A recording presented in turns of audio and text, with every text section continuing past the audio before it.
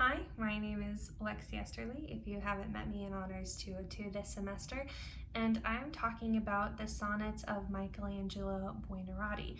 It's on page 1909 if you want to follow along. So before we begin talking about this, some historical context. Michelangelo Buonarroti, the author, is the Michelangelo we all know and love from the Renaissance, the one who painted the Sistine Chapel, the one who sculpted David, and the one who coincidentally, but less often talked about, was also a poet and the author of these sonnets. So that provides some different context when you're looking at this, as someone who majorly shaped the Renaissance is considered perhaps the most iconic figure from that time. When we look at these sonnets, they're a bit different than the ones that we saw earlier this semester with the Carpe Diem poems. They don't follow the Elizabethan structure, they don't have a defined rhyme scheme or really any rhyme scheme at all, but they are sonnets in that they're 14 lines, there tends to be a defined turn near the end, and they are all about love in some way. Not necessarily love in a romantic sense or love in a sexual sense, but the first two tend to be about love of religion, love of God, whereas the last two reference another historical figure that I will talk about briefly.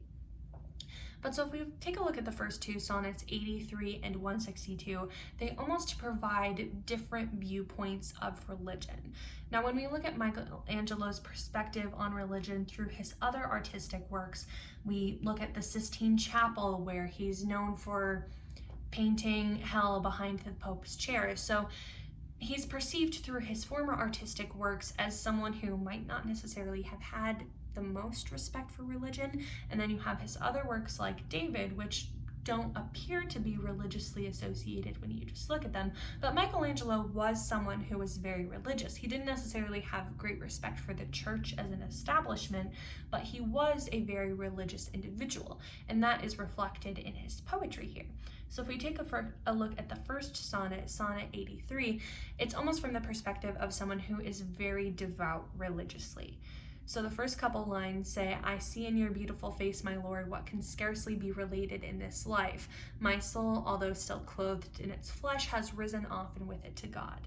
So someone talking about, even though they're still alive, their soul is already with God. Everything that is beautiful they see in the Lord. Everything that is beautiful that they see in the Lord can't compare at all to anything on earth. Earth is so little in comparison to the beauty of religion. And then he goes on to say, "And if the evil, cruel, and stupid rabble point the finger at others for what they feel themselves." So if the people who aren't religious point at others and say they're sinning, it's just because they themselves are sinning, and it's a projection of their feelings of temptation and sin. So, stupid rabble for what they feel themselves. My intense longing is no less welcome to me, nor my love, my faith, my virtuous desire. So even when other people feel temptation, I do not feel that. I am still looking towards the Lord. So this whole poem is love for God, someone who's very devout. But if we take a look at Sonnet 162, that almost provides a different perspective of someone who still loves God, but someone who is experiencing temptation and experiencing struggle. That's shown in the first couple lines as it talks about, "Now on the right foot and now on the left, shifting back and forth, I search for my salvation between virtue and vice." So someone who is struggling to make the decision between following God or between giving into temptations. Unlike that first poem where he's saying, even when other people experience vice, I don't feel that. This poem is saying, I'm struggling to make that choice.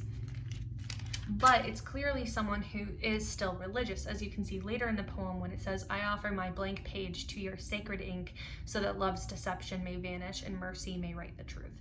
So that's Michelangelo almost suggesting that the right choice when you don't know what to do and don't know what's virtue and what's vice is to give yourself up to God, just completely. Not the church, but to God. And he goes on to say in the last turn, in that last couplet or so, "I beg to know from you, high and godly lady, whether humbled sin holds a lower rank in heaven than sheer good." And I think that's a really important question that Michelangelo is posing, not in a theoretical poem, but to the society that he finds himself in. Is someone who is objectively good worth more than someone who sinned in life but has repented, has connected with God, someone who's doing the best they can, which was a really important question to ask in the religious context of the time. As we take a look back at some of our other texts, when we read about women, we read that any temptation was bad. If you even thought something that was sinful or temptation, then that was just as bad as doing it. But Michelangelo is providing kind of a different perspective in this poem, asking whether someone who in humbled sin is worth less than someone who is objectively good. Because what we understand about the religious context of that time, to be good, to go to heaven, you had to give money to the church, you had to do all of the right things that you're instructed to do.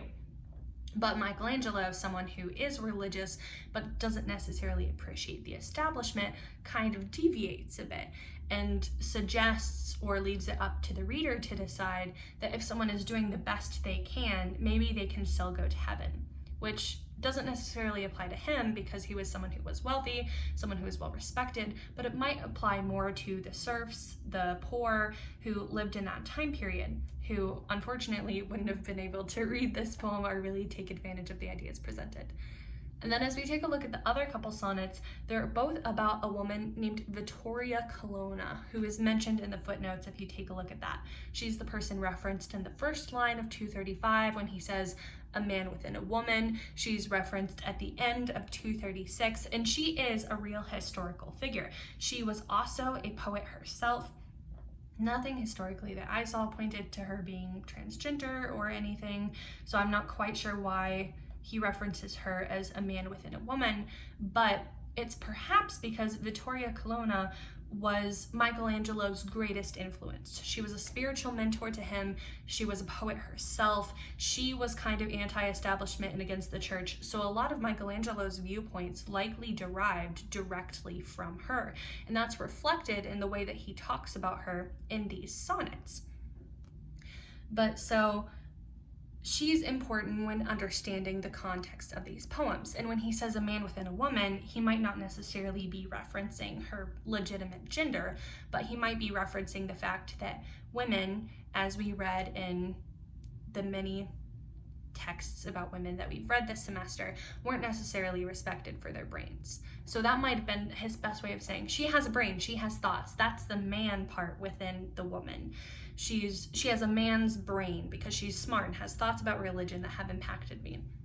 I don't know, that's just potentially my thoughts. But the first poem, which is about her, 235, he says, a man within a woman, or rather a God speaks through her mouth, so that I, by having listened to her, have been made such that I'll never be my own again. And that's reflected in pretty much all of the lines. It's talking about how much she has impacted him and completely shifted his worldview. And then you get to understand his worldview a bit more in poem 236. He says, if the portion that's divine has well conceived the face and gestures of someone, then through that double power and with a short-lived lowly model, he can give life to stone, which is beyond craft's power. So he's talking about how to be a good artist, how to sculpt well. You have to understand the face and gestures of someone. But for your lowly human brain to do that, it has to be the divine part of you, the part that is closest to God.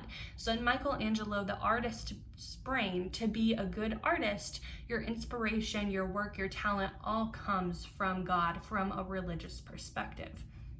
And he goes on to say that it's the same way with all kinds of art, and it's even the same way with humans. And that's when he brings in Vittoria.